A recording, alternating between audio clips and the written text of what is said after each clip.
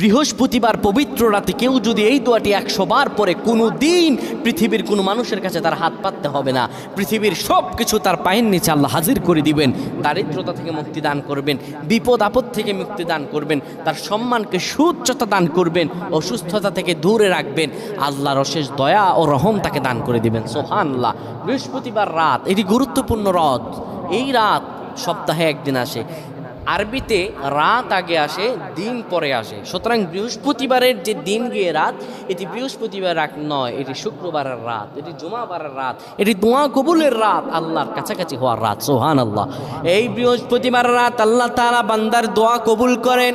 কেউ যদি বৃহস্পতিবার রাতে ঈশা নামাজের পরে পবিত্র হয়ে ইয়া হাইয়ু ইয়া হাইয়ু ইয়া হাইয়ু ইয়া রফিয়ু ইয়া রফিয়ু ইয়া রফিয়ু এই দোয়াগুলো পড়তে পারে 100 বার, আল্লাহ রাব্বুল আলামিন